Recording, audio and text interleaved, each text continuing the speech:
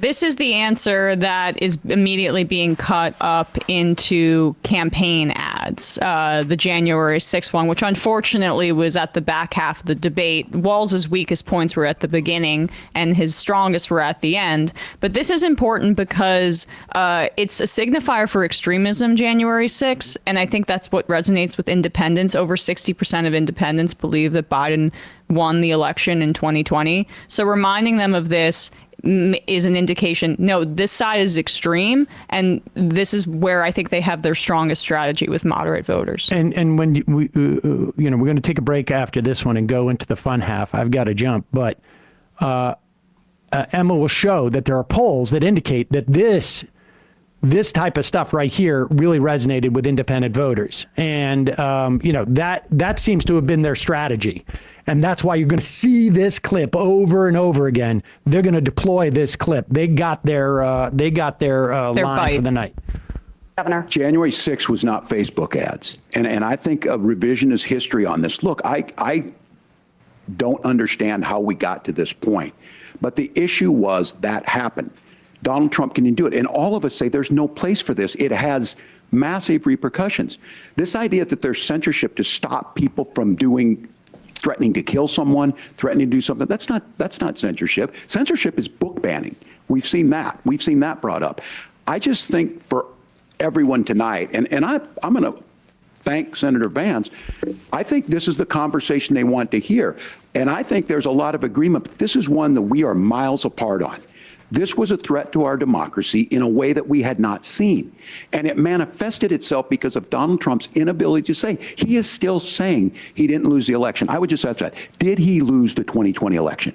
Tim, I'm focused on the future. Did Kamala Harris censor Americans from speaking their mind in the wake of the 2020 COVID situation? That is a damning non-answer. It's a damning non-answer for you to not talk about censorship. Obviously, Donald Trump and I think that there were problems in 2020. We've talked about it. I'm happy to talk about it further. But you guys attack us for not believing in democracy. The most sacred right under the United States democracy is the First Amendment.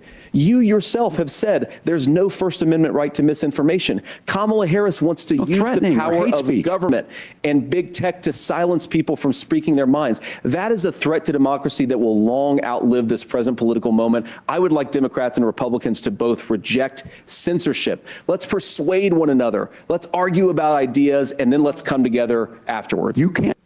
Wait, keep going. Yell fire in a crowded theater. Wait. That's the test. That's the Supreme Court test. Tim, fire in a crowded theater. You guys wanted to kick people off of this Facebook. Is where he should be going back. You haven't answered the question. Exactly. I mean, he allowed Vance to change the topic.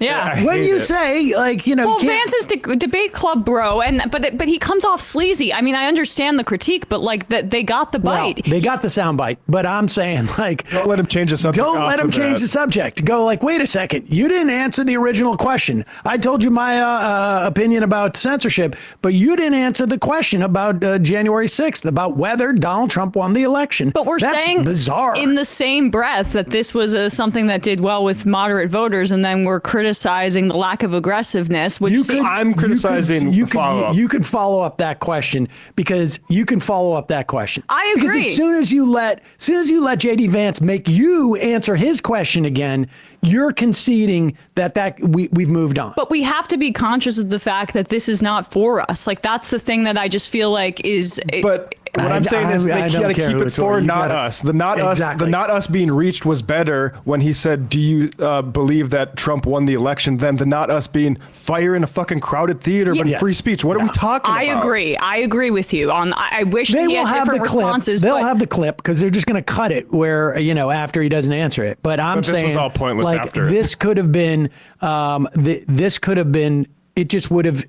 It just was the proper way. I mean, in this instance, regardless of what your strategy is, the proper situation here is to go, well, JD, it sounds to me like you really don't want to answer that question. He said there's a damning non-answer. He just said that. I know, but then he allowed JD Vance to keep going, and he got into the weeds where he's actually refuting JD Vance's points. Why should Walz have to answer JD Vance's question 3 times and not the opposite? And so it is Josh Marshall had this theory called the bitch slap theory. This is back 20 years ago, about how when Republicans beat up Democrats and they don't in any way stand up for themselves, it is the subtext that's being communicated is, I won't stand up for you either. I can't stand up for me. You can't assume I'm going to stand up for you. And this is a situation where Vance is trying to, run roughshod. Now, it is true that we have that isolated thing there, and there is, that resonates with the sort of like corporate mainstream media. That is the end all be all, because it's outside of the idea of ideological politics, right? Like this is an offense to America. This is not like, right. Wow, you're really denying Americans healthcare, or et cetera, et cetera. So this is a topic that resonates, but the subtext of like Walz is not going to get pushed around by J.D. Vance there. It's a missed opportunity. Yeah, I hear you on that. And he had the building blocks there. He said, like, I don't run Facebook. That was a good response to this, too. And also saying, like, the book bans, Ron DeSantis. So, like, don't talk to me about censorship. Don't get into, actually, we need some moderation and fire in a crowded theater. That is, especially, like, just mention the J.D. Vance dossier. Like, mention stuff like that, like censorship. Don't get into, like, oh, maybe we do need some. That's just not a smart position to be in for, I think, we need. All right, let's just see, just to play out just a little more. For saying that toddlers shouldn't Senator, wear the masks. governor does have the floor. Fire in a crowded theater. That is criticizing the policies of the government, which is the right of every American. Senator, the governor does have the floor for 1 minute to respond to you. Yeah, well, I don't run Facebook. What I do know is I see a candidate out there who refused, and now again, and this, I'm pretty shocked by this. He lost the election.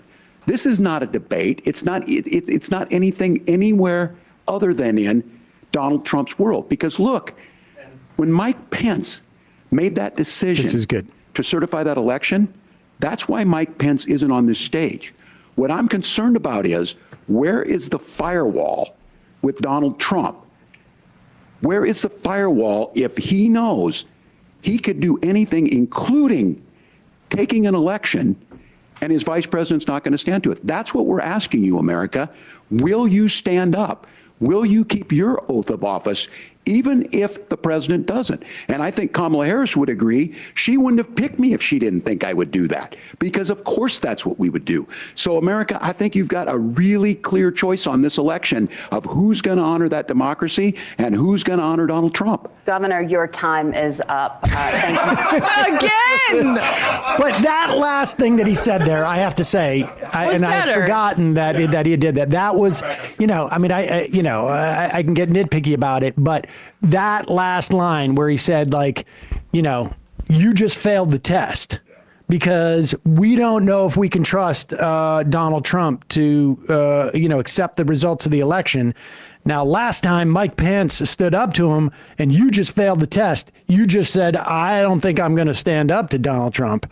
Right. And I mean, everything that Walz said there, Kamala Harris wouldn't have picked me if it wasn't the type of person who would say, I'm sorry, Madam President, you lost the election, or I'm sorry, Madam Vice President, you lost the election. I mean, that's and that's why people seem to think that this was his best answer for that reason. That's all I was really saying there. Yes. No, that second part where he came back, he's hamstrung by the fact that he's like just an extremely congenial person, and also trying to find middle ground, which of course I find almost offensive. He's not a greasy lawyer. Vance comes off like as the guy in Debate Club, right? And I think that's how he came off in that response. So that's why I thought it was stronger. But overall, we're in agreement on this is not a maximizing strategy for the campaign. This do no harm situation, but we'll see how it plays out. The initial response to his performance was decent. It just he didn't hit Vance or in the way that he could have. Okay. And I've got to jump, but we're going to head to the fun half. Yes. Emma is going to show you the reactions. And, for all our nitpicking, the fact of the matter is that Walz came out of this debate up on Vance with independents by almost 16 points, which almost perfectly mirrors that notion of independence, you know, in their perspective on January 6th. And, you know, in my perfect world, a Democratic president wins on single payer health care or on, you know, more anti-corporate domestic policy, the Supreme Court, and stopping aid to Israel.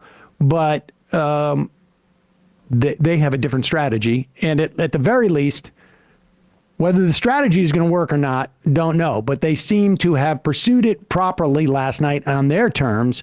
And it you know, it gave them what they wanted. Hopefully that'll be enough.